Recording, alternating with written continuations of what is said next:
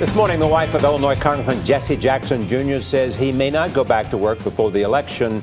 Now, some voters in his Chicago district want to know, why is he running again? As Wyatt Andrews reports, Jackson has been on medical leave for nearly 4 months.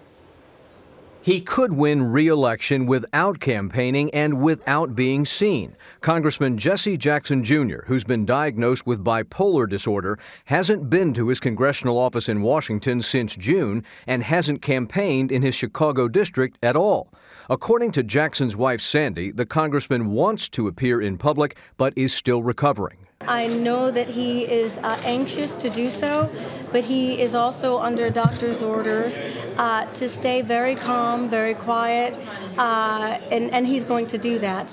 Jackson, an 18-year veteran of Congress, disappeared in June, at first without explanation.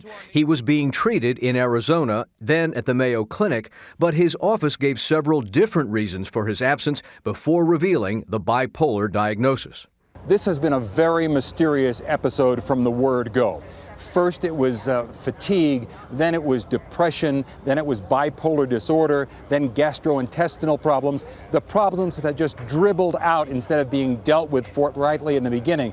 Congressman Jackson, who's the son of civil rights leader Jesse Jackson Sr., remains popular enough in his heavily Democratic district to be reelected. But some voters in Chicago wonder where he is and when he's coming back to work. If you're severely depressed to the point where you can't appear in public, then you shouldn't be in office. How can we vote for you again if you don't give us some respect by showing up and fighting for us still?